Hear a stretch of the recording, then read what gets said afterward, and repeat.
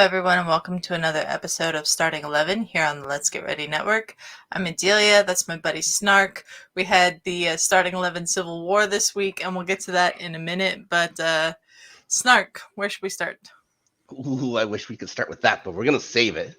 We'll save it. We're going to start, of course, paying respects to a United legend, an English football legend, Sir Bobby Charlton, passed away age 86, I believe, right? I believe so. An incredible career, considering it all could have been cut so tragically short. Of course, part of the Manchester air disaster, or the Munich air disaster, saved by his goalkeeper, Harry Gregg. And unfortunately, because of what happened, so many starters out, he got the chance to play. He was barely coming on before that. He gets a chance to play because of so many of his former teammates were lost. And he makes the most of it.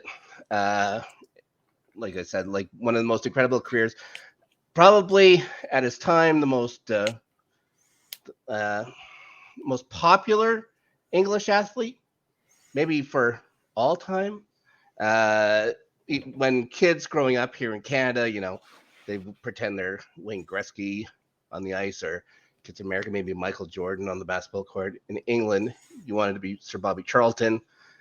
Of course, winner of the World Cup in '66 with that famous goddamn bald head with the comb over. It's like they didn't care back then. They didn't care. It wasn't like he's very old.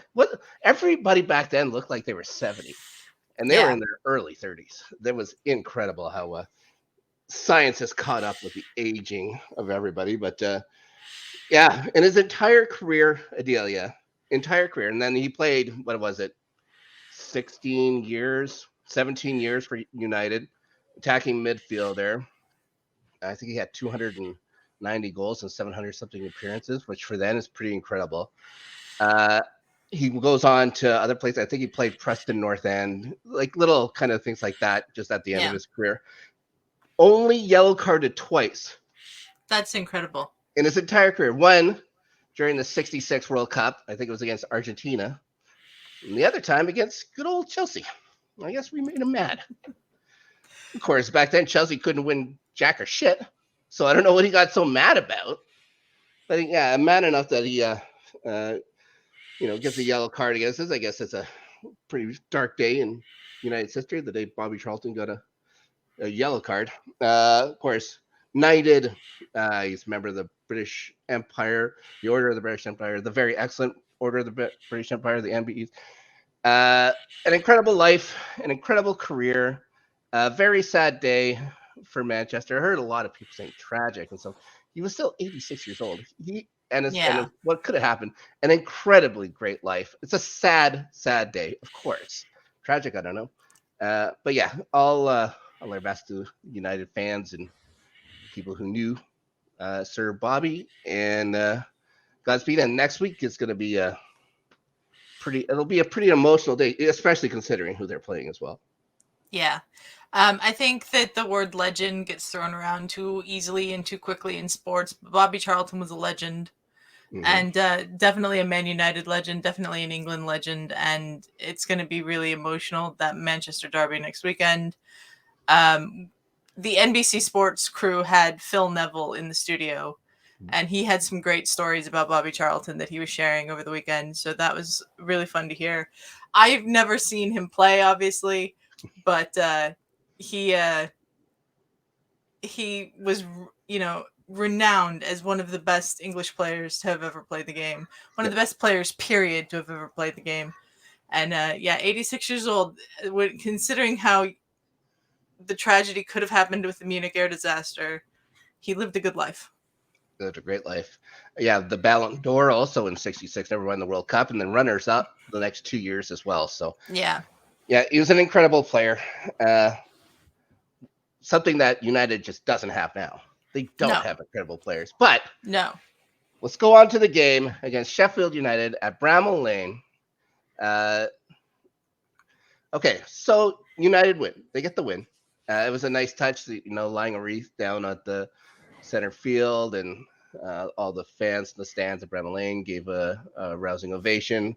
it was the right thing to do. Everyone loves Bobby Charlton over there. But when it comes to the game, Sheffield United comes out pretty strong. They came out real strong. Yeah, I thought they had the much better first half. Yes, that first almost 30 minutes, I would say, in control of the game. I say almost 20 minutes because 8 minutes in, McTominay gets kind of a weird one. A little bouncer. It looks like it may have clipped off of somebody and finds its way in the net. But that's why those guys put the ball on the ground, because it'll do weird things.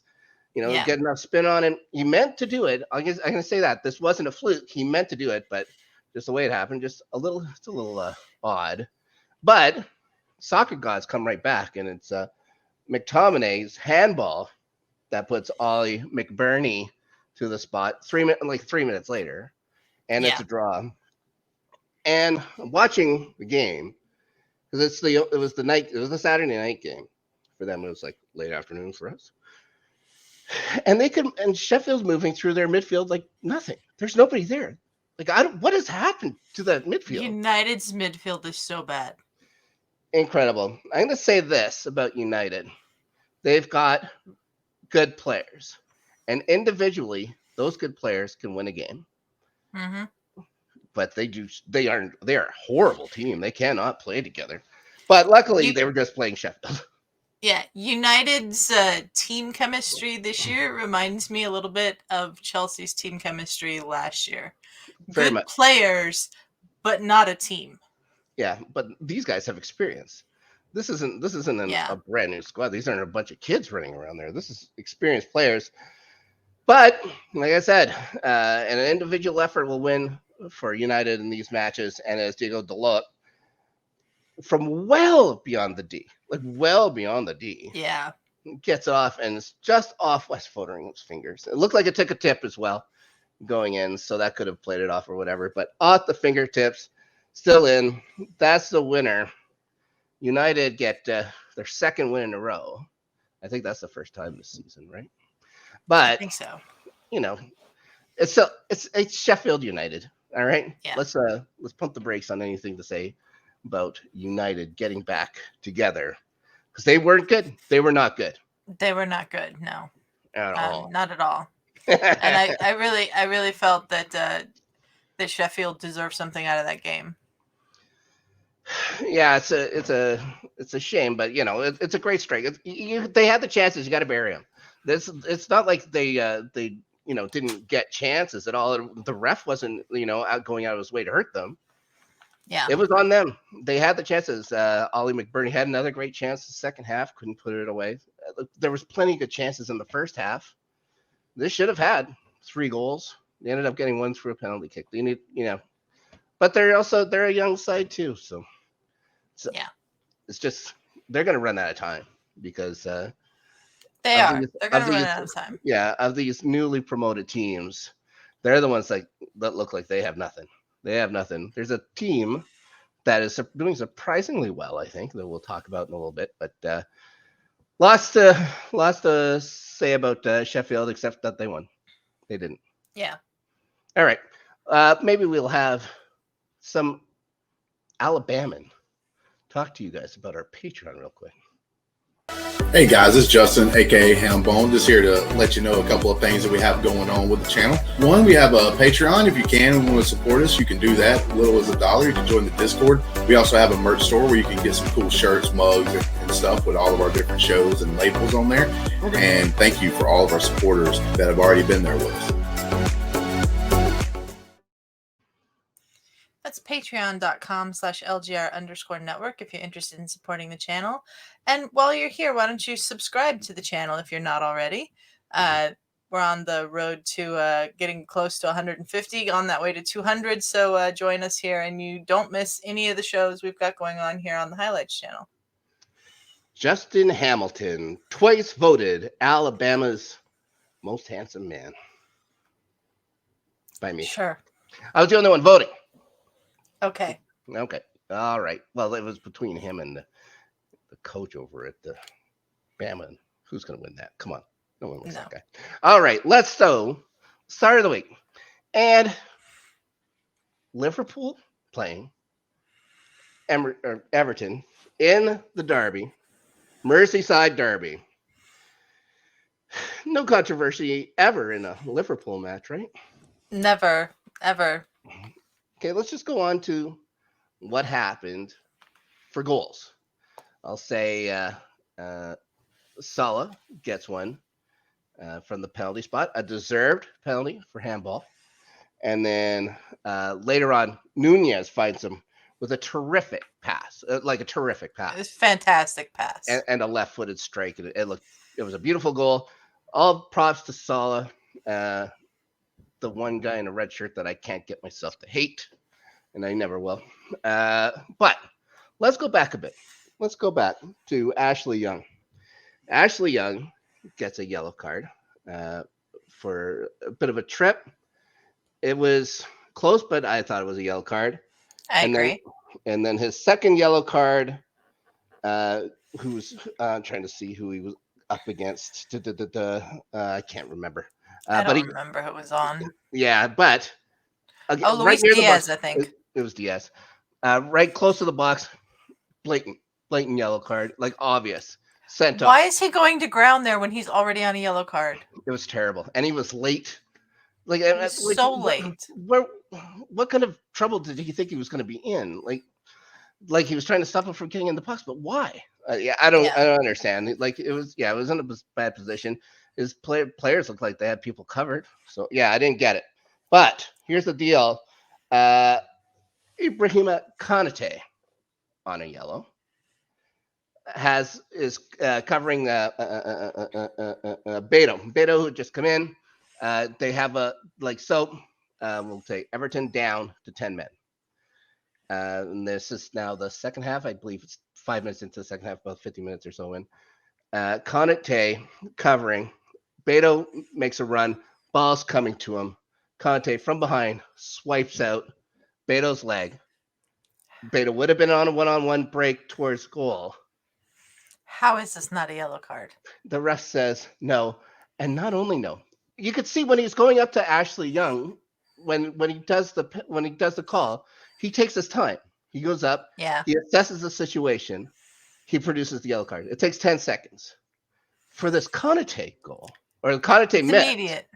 It's immediate. It's immediate, no chance. But he keeps saying no chance, no chance. He wouldn't even think of it. He would not think of it. You have to be kidding me. I am almost at a point where next year I want VAR to be able to step in on second yellows. They should be able to step in on second yellows. Maybe not on first yellows, but second yellows. If it's going to produce a red card, you have to make it right. That was like Everton could feel hard done by. They played well, and again, it's another 75 minutes. They defended well. It's just that handball by Michael Keane, kind of, it sunk them. Like I feel like it's sort of the story of Everton's season that they play well but don't get the results. Yeah, and defensive, like they did everything right. They did everything right down 10 men. If they were given a chance, like who's to say they might have still lost, but you have to give them that chance to get back in there. It's just consistency. Like how many times do you have to do this? How many times? Like what was his call? Like who was going to get mad about that? Not, like even the Liverpool fans are like, we got away with it. We got away with it. Jurgen Klopp was like, he was lucky to stay on the pitch. Amazingly, Sam Dyche took it in stride and didn't ask for the game to be replayed. Yeah, Sean Dyche was not happy, but he, but yeah, no request for a replay. I don't think we'll ever see that again this season. That's unbelievable. Now we'll see if the ref gets bounced from all Everton matches or something like that. That's not that's not gonna happen. So Everton hard done by. Maybe probably would have still lost, but not even given the chances. It's shameful. It's shameful on the PMGOL once again. Just get it together, guys. Get it together. Just consistency. Let everybody know what's going on. It's unreal. This is not the first one of these no second yellows that we will have to discuss this weekend. Mm-hmm. Well, we're going to move on. We'll move on. We'll talk about Bournemouth and Wolves and what really was a tale of two halves for Wolves. Solanke gets the first one. It's a real nice pass from Billings and close. Solanke gets a pass. Maybe Wolves are a little hard done by there because they had played okay, but towards the end of the half, they were terrible. They were falling to pieces. The traveling fans booed them off the pitch. Mm-hmm. So how do they start out the second half? A terrific goal. Who was it? Who was it? Mateus Cunha? Cunha's goal. Yeah, the top of the box curls in by Neto. And then ridiculousness again. Lewis Hall decides to headbutt Lewis Cook. Lewis Cook decides to headbutt Wang Hee-chan in the face. That's a red card. Yeah. I mean, like, he got the red card. He deserved the red card. But, like, why are you doing this? Even Paul Tierney took a second or whatever and let everything cool down before he produced the red card. Yeah. Just saying. He takes the time to say, all right, that's it. Wang Hee-chan also gets a yellow card. Yeah. Because he stood up, because the tackle on him was horrible. And they were going to let that go. Tackle was bad. Yeah. They were going to let that go. So he gets up, he's mad, and he chests Cook. Cook goes, oh, yeah? In the face. Maybe not super hard, but it's a headbutt to the face. Yeah. Well, that's 3 games. 3 games for you. So they're down a man. It takes 8 till the 87th minute.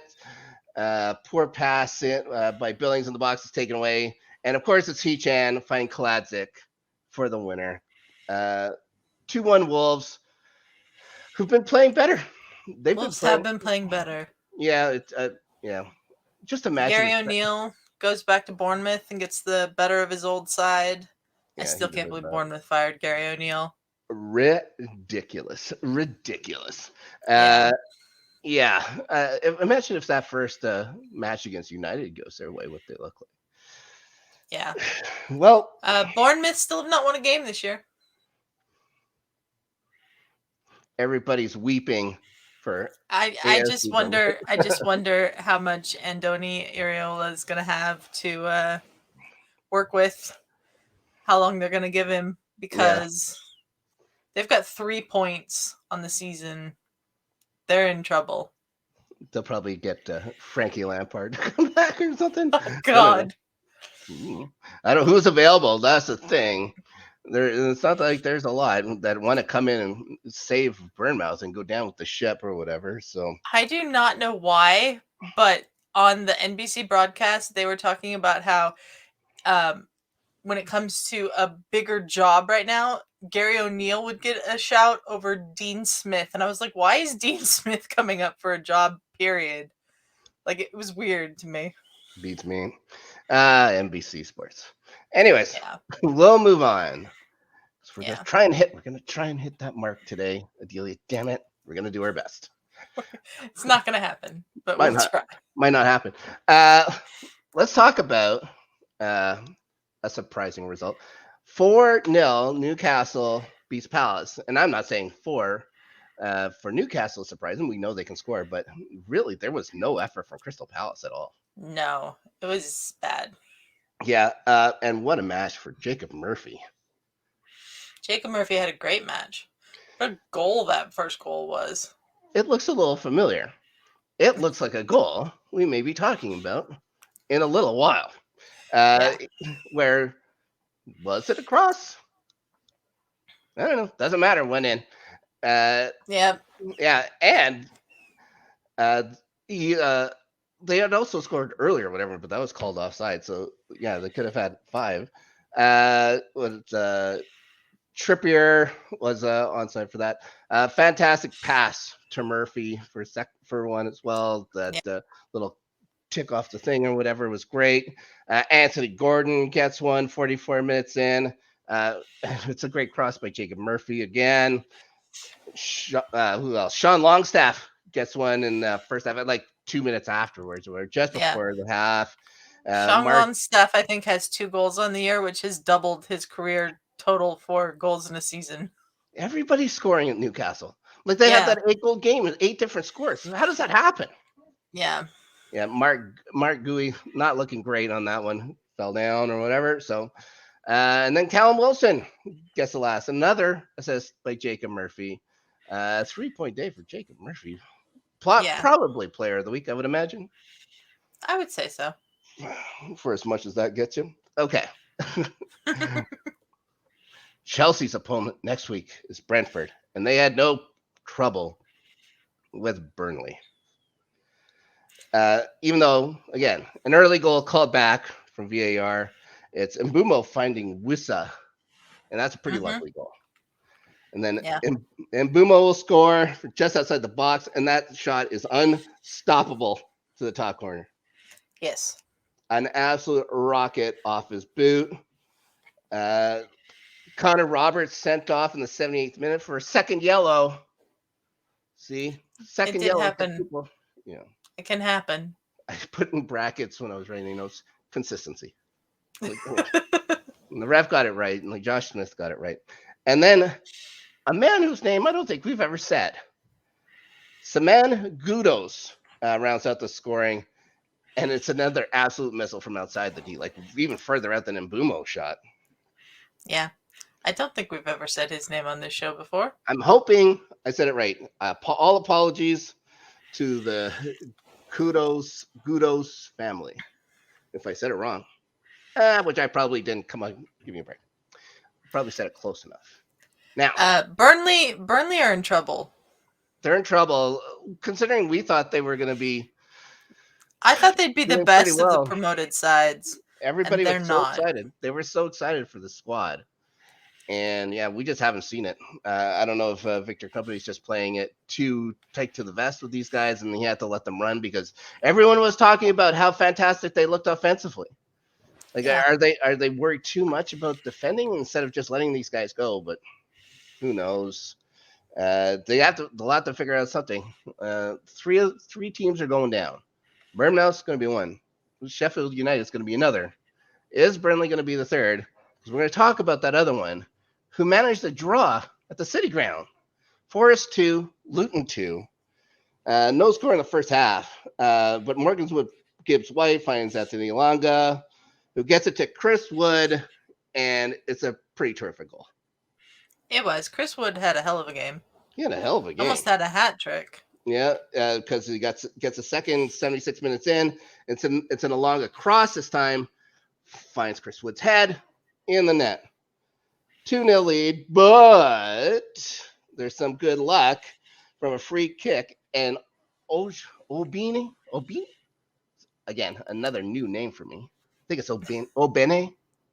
Something like that. He scores for Luton in the 83rd minute. Then in stoppage time, Elijah Adebayo takes advantage of some awful defending by Joe Worrell. What was that to level it? Oh my gosh. Joe Worrell. A shameful display. Just let him go around. What is that? He gets it up high too. He gets it up high, brings it down, and Joe Worrell's just standing watching. Goes right around him in. All right. And this is what we're talking about. Chris Wood could have had the hat trick. Shortly thereafter, the City Ground goes nuts, but just offside. Just offside, yeah. Just offside. It is not by Luton, much. I believe on the last episode I said Luton are the worst team I've seen in the Premier League since Derby County. I don't necessarily go back on that. I don't think they're good. I think they have good luck sometimes. Good. Yeah. But Sheffield United, when they play, look like they could actually win these games. They just aren't. They just don't. They have the chances. So I still stand by my thought that Luton is worse than Sheffield United. It's just they're having all the luck that Sheffield United is not. Forest had all kinds of chances too. They had all kinds of chances to win.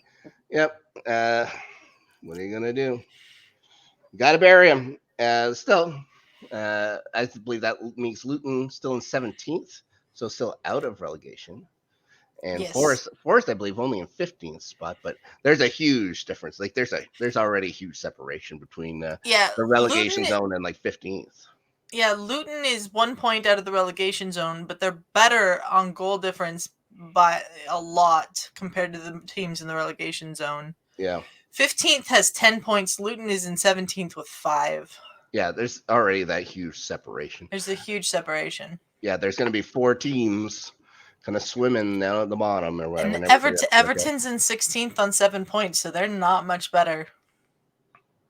If they had some luck, maybe they'd be doing better. But maybe they'll be able to figure things out. They played good games. Everton has played good games and not gotten results, but it's always been their fault. Yeah.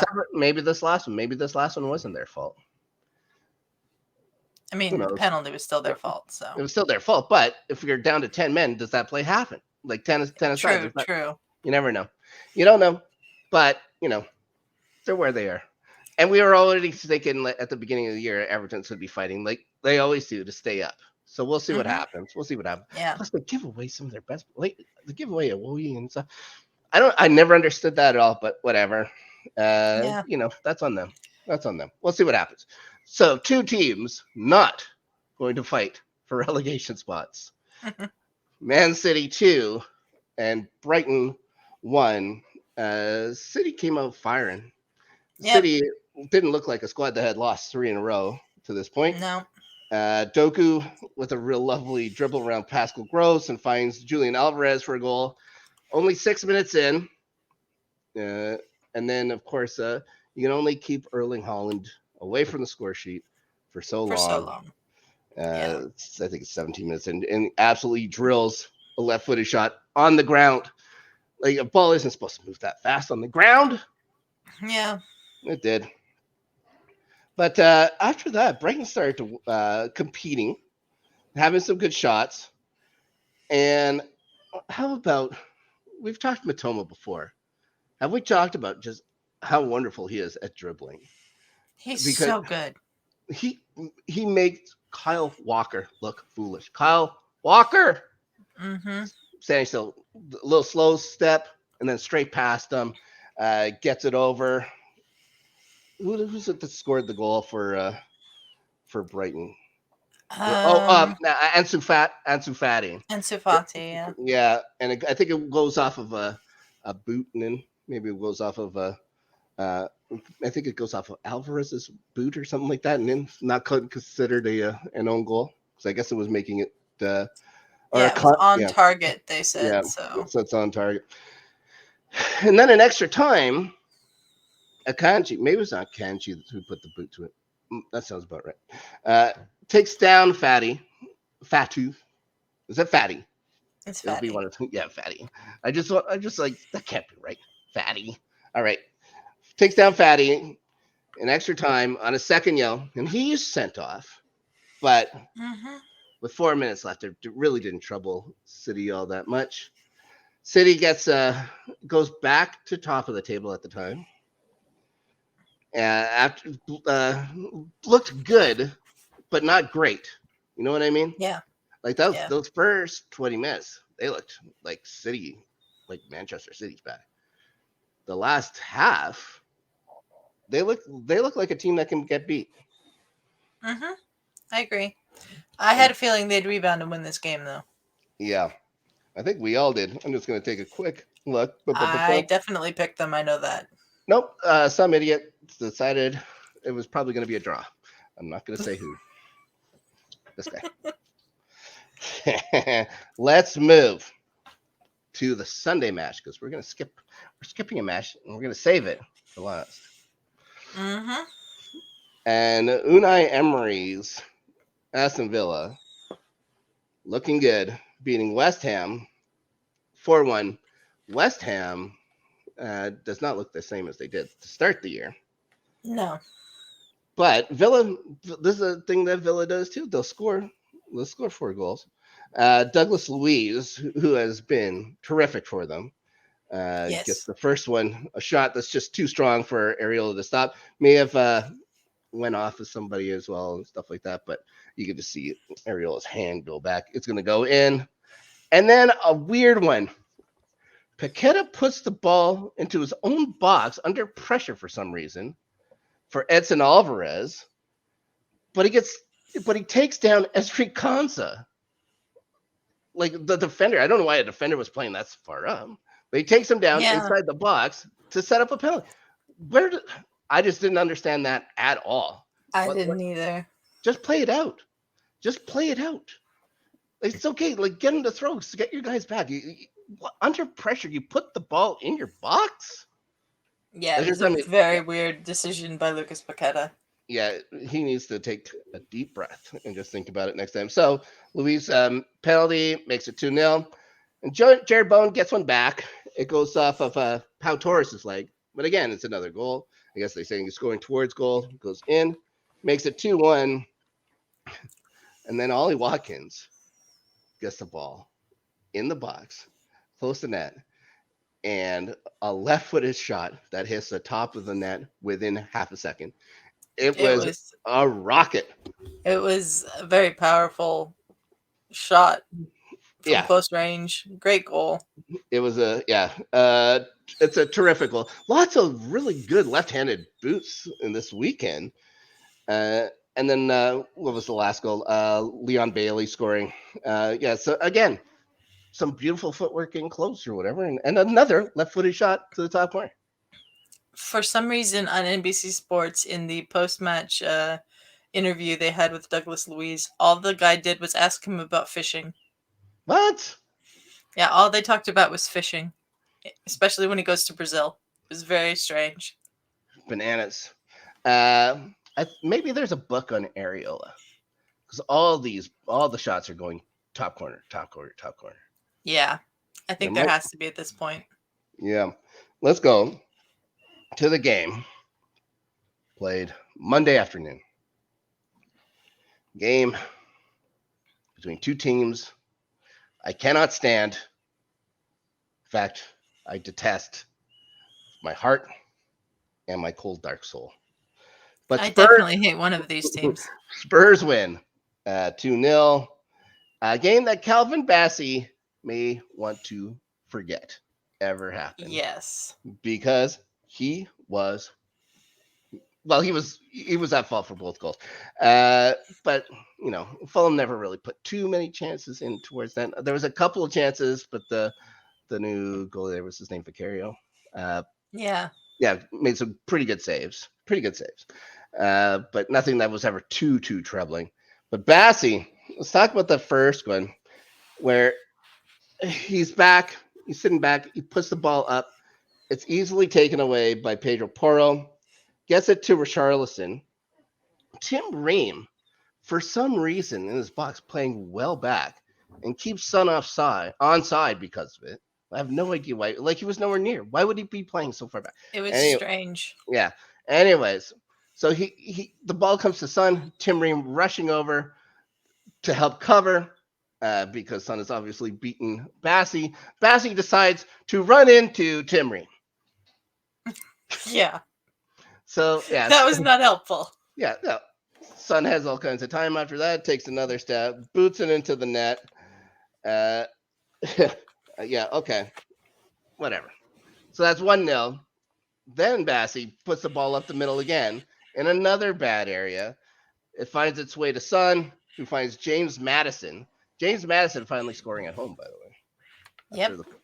I think this is his fifth goal, first at home. Makes it 2-0, and yay, Spurs win.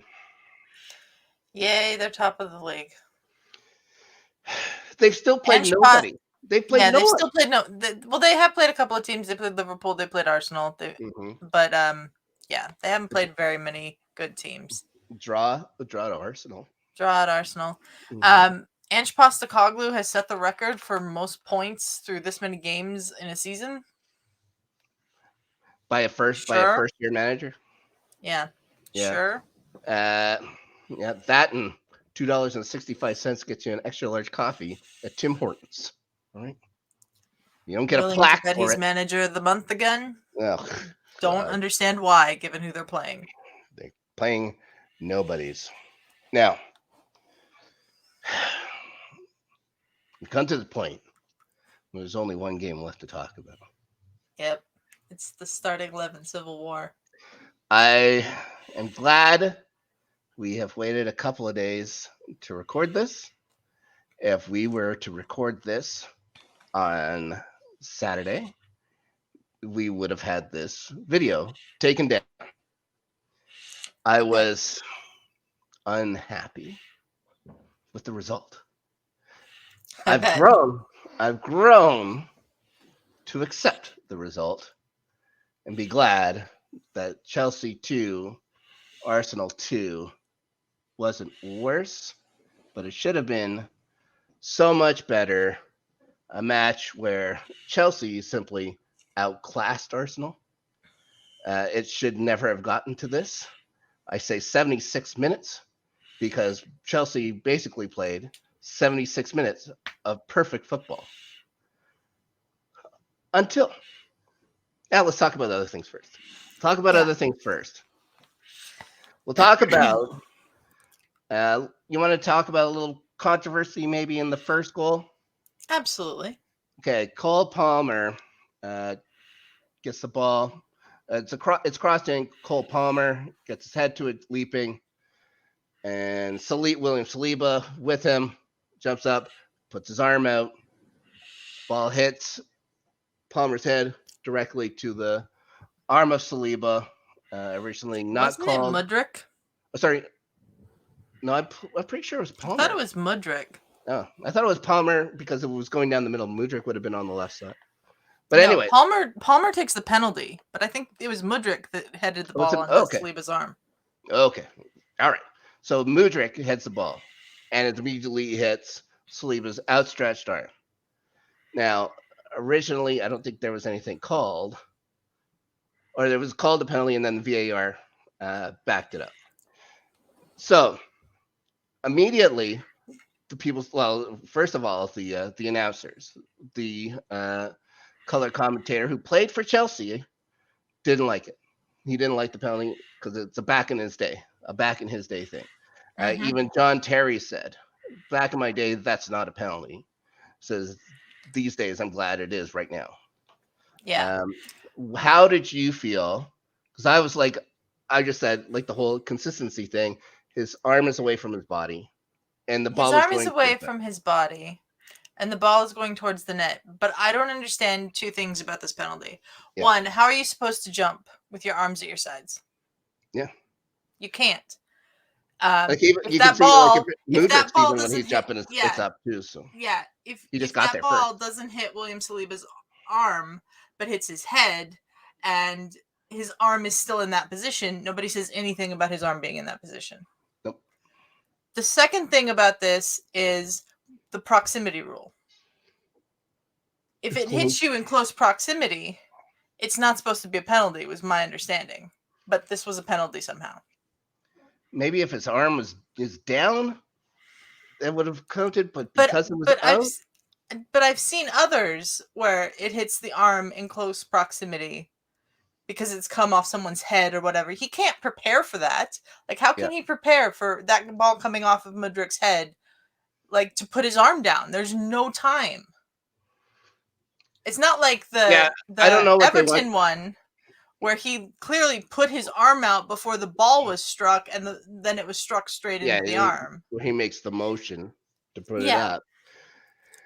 And there's been against Chelsea, I remember last year a couple of times where a guy had his hand down and it hit his hand, and they didn't call a penalty from that because it looked like it was in a natural position. Plus, it wasn't from very far away.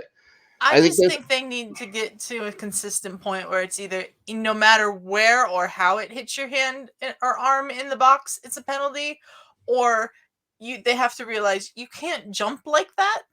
Yeah. Like, it's impossible to jump with your arms at your side and get any height. Or they have to say, if you do that, you're doing it at your own risk. Maybe you play for the ball coming off the rebound or something like that, and you just don't jump at all for it if you can't make it, if you're going to be second best. Who knows? I thought it was a dubious call but one that I was glad they did make or whatever. I wouldn't have been pissed off if they didn't make the call. Well, not for very long anyway. So I just said, well, what are you gonna do?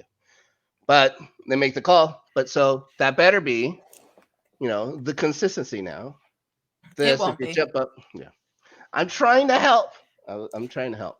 But I'm okay with it because like that's just the way that the game went. Like if we had lost the game, I'd probably be angrier about it than I am. But we didn't. You didn't lose. We'll go, and then Cole Palmer, another great chance. Not long afterwards, and he just kind of curls it. You see him go through the legs, or he nutmegs Saliba again, but it just keeps curling. It just keeps curling and just past the post. So, lots of good chances. Like Palmer again in close. He gets in close. For some reason, Raya was way out of his net, but he makes a good play there. And then Nico Jackson had a good play, the same kind of thing where Raya again was way out, but he makes a good play on Jackson, just taking too much time. Yeah, he takes too much time with that ball. Nuts. The second goal for Chelsea. Yeah, Mudryk is claiming he meant this. Sure, yeah, he meant it. No, he meant to put the ball in that area. I'm imagining he saw Sterling coming. He's not even looking at the net. He didn't look at anything though. He looked down at the ball when he hit it, and it comes off weird. It comes like a chip shot, like a fade, almost a chip shot from golf. Just the way it's like he tried to hit it one way and it goes the other way and just goes in the net. Yeah, yeah. Like I don't see how you can mean that, but okay. Like what I said with that Jacob Murphy goal, it's weird that on the same day we saw two nearly identical looking goals. Just kind of whoop, yeah, and it was weird. All right, we'll take it. Misha with his second of the year. Palmer with 2 now. So the youngsters look good. And like I said, and they were doing great defensively. They were doing great. Mark Cucurella had Saka in his back pocket the entire game. He did. He really did. And except for one very pivotal moment. One moment, and also a moment. Malo Gusto. Like, did you hear anything out of Martinelli all day? Was he even playing? I would say Martinelli was actually probably Arsenal's best player in the first half. He couldn't get stuff done because of Gusto. He couldn't get close to the net. Like, there was no real chances. There was no pressure. There was no pressure. That's true. It was Arsenal's. The first half was the worst I've seen Arsenal play in a very long time. Yeah, I like to say it's Chelsea made you play that way, but it also may have been, a little rust. Maybe I think it might have been a combination of both. But yeah, the midfield for Chelsea again looked great. Conor Gallagher looked so good. Enzo was fine. Caicedo was good. Enzo, he should be better. This should be better, but maybe as everybody else starts getting up to speed, maybe it'll come with him stuff too. But he needs to do something here. He needs to do something special. They paid an awful lot for him, almost as much as somebody paid for Declan Rice. Yep. And there were 2 goalkeeper errors that led to goals in this game. There was the one with David Raya, and then there was this one from Robert Sanchez. I think a little more glowingly bad. A little more glowingly bad. This one he plays the ball. It goes past Conor Gallagher. I don't know what Conor Gallagher was doing right there. It wasn't. But it goes straight to Declan Rice. I know, but I don't know what he was doing right there. I go straight to Declan Rice, who takes a couple of steps and then just curls it into the net. Like, that was a tremendous strike from Declan Rice. It was a hell of a shot. Basically had 3/4 of the net to shoot at because how Sanchez out of position was so far Sanchez out of his net. Now, looking, I don't know how many times I've seen the replay. I don't know if it's a ball that was meant for Enzo for some stupid reason, or if he meant to give it to Gallagher, who had his back to the play and was stopped. I've talked about this idiot before. Like, he could be a terrific goaltender, but when it comes to distribution, is he the worst goalkeeper in the history of the Premier League? Because he just doesn't get it. He doesn't get it, and it's so frustrating. This is something that they talked about with him when we got him, but just wait till you see how he gets rid of the ball so quick. Look at the distribution. He's getting rid of the ball to who? Who's he giving Yeah. it up to? 76 minutes. They played perfectly for 76 minutes. And it takes one guy where he did, and a play that he never had to make. He never had to make it in a million years. You just got the ball too. Like, what is he like? Keep it. If you're wondering what to do with it, get rid of it. Just put it down the field. Yeah. We've been playing It was so a big well defensively. mistake. Make them take the entire field.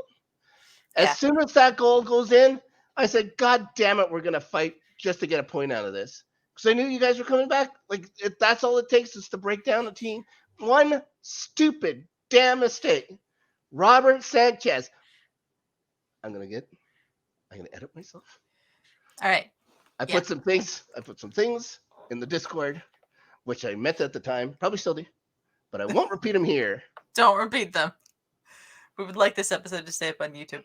Yeah. Then Leandro Trossard had come on for Martinelli. Yeah. And Saka gets away from Cucurella for a moment. Plays a great pass. And it's a fantastic Trossard pass. puts it away. And Gusto just late getting there. Trossard, a great run in. But Gusto kind of standing watching this whole thing going on. Kid's 19 years old. He's going to be very good. But it was one brain cramp, and that's all it takes with a great team like Arsenal. So 2-2. It's a draw. There was also the shot from Nketiah not that long after Trossard's goal that almost went in, but did not. Yeah, there was a few. Yeah, like I said, Chelsea had 3 or 4 chances. They didn't make it. Arsenal a couple, especially late. I'm quite happy that we got a draw out of that, but we did not play well at all. And we need to be better in our next game. I don't even know who we're playing next. Well, our next game is Sevilla, but not us. Yeah. I think that games like this are going to happen though in a season where you just don't play well on a day, and if you can get anything out of it, like a point at Stamford Bridge is not bad. So there was a time in your guys' team's lives when we would have killed for a point at Stamford Bridge. Prayed to the Lord above for a single point. As it is, it's not a loss for Chelsea. The flag stays up. A point is fine. It's against the team that a lot of people predicted would have no trouble beating us. We can see the progression. Everything is moving in the right direction. We're feeling like a Chelsea of old a little, considering how young these players are. I think it's done quite well.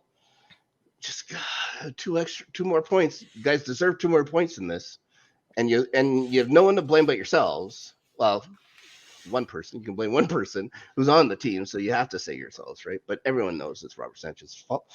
Then you have we got a hell of a slate of matches here, and to think that we could have had 3 here would have been a huge boost. We could have moved into 8th or 9th or whatever with the win.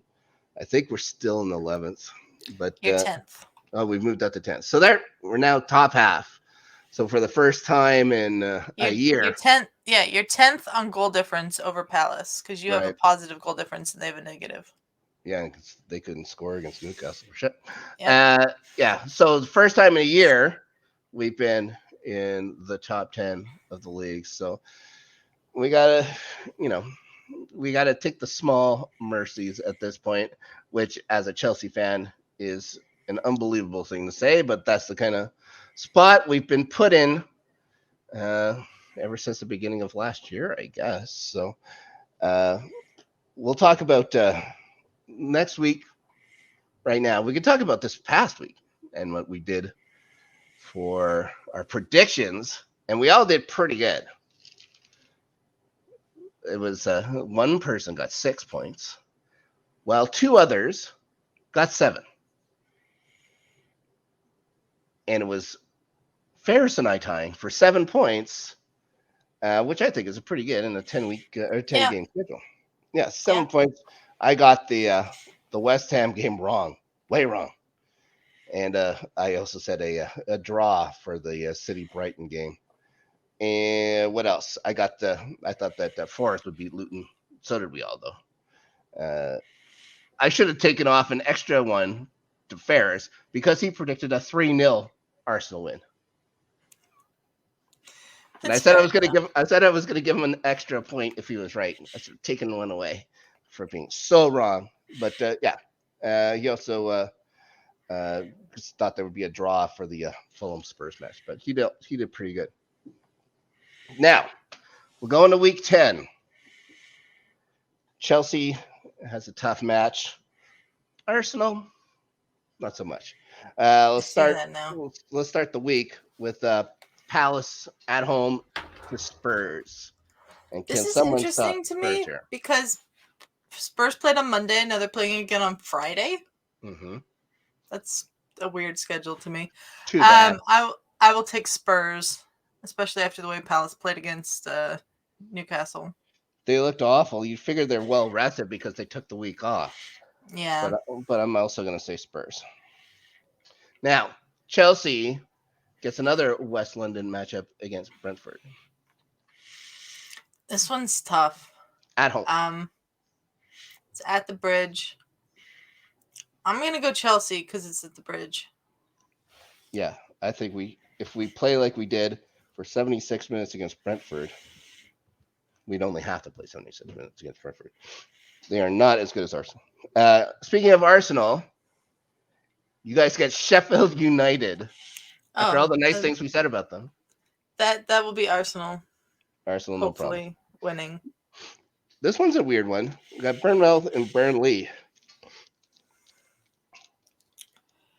I might go draw. This one, the Toilet Bowl. Adelia is saying draw. I'm going to say Bournemouth wins at home. But who knows with that one? Draw is probably the safe bet, actually. Here's one. Wolves have been playing well, but Newcastle has been playing really well. It's at the Molineux. I'm still going to go Newcastle. I think they have what it takes to beat them as well. Okay. West Ham at home to maybe the hard done by Everton Toffees. West Ham. West Ham rebound from a shellacking at Villa. Ooh, it's just Everton. Yeah, I think they're going to win too. Speaking of Villa, they get a bit of a treat and play Luton Town at home. Villa should have any problems. This is usually the games that people can screw up with, but we'll say that Villa has no problems here. Brighton has to get back on the right foot against Fulham. I think they will, Brighton. It's at the Amex. Fulham played well at times, but shouldn't. They should not beat Brighton. Now, Liverpool is at Anfield against a team that doesn't win on the road in Forest. Liverpool. I'm going to pick them as well. Now, this is the tough one of the week. This is the one that everyone should have scheduled to watch. United. It's the Manchester Derby against City. First game at home since the death of Sir Bobby Charlton. Be lots of emotion there. Weird things happen at Old Trafford. What do you think about it? I just can't trust United to beat someone like City, though. Yeah, unless Sir Bobby Charlton's ghost comes back to take over the attacking midfield position for Manchester United, they're still in a lot of trouble. If they're going to let City just walk around the midfield unchecked. Yeah, I'm going to go with City. City's going to win. I think they should win by quite a bit. Yeah. Which would be a shame to the fans, but they cheer for United, so I'm not going to cry over them too much. Yeah, absolutely. Mm-hmm. All right. That'll do it for us here today. Snark, where can people find you? You can find me here. You can find me over on the flagship network, Let's Get Ready Network. We're talking Loki with you as well. Mm-hmm. Our Brazilian friend Danny and our buddy Josh. That happens every week. Now, the day We fluctuate a little bit, but I think we're pretty good on doing it Tuesday nights. We'll be doing it tomorrow night for sure. Talking about episode 3. Or tonight, as this comes out. That's right, because timey-wimey things. Yes. Mm-hmm. And that's it, really. I think that's all we got. Pretty soon, the Rewatchers Council starts up. I think that's something we should be talking about very soon. That'll be our Buffy rewatch series.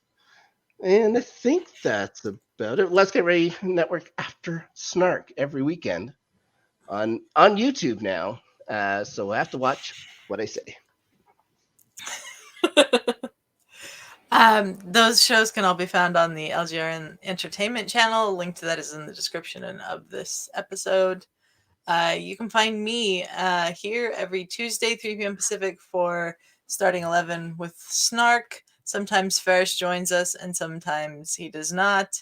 But I do a show with Ferris usually every Friday at 8 p.m. Pacific on the Entertainment channel called The Open Table. We will be back this week. We've had a few weeks off due to illness and other things, but we've got an interesting topic on the Open Table this week. Ferris does not believe that fan theories are a good thing, and I disagree. So we're going to have a debate. Ooh, I think we sort of talked about fan theories on the last Loki review, didn't we? Kind of, yeah, we did. Mm-hmm. All right. Thank you, everyone, for joining us, and until next time, we're out.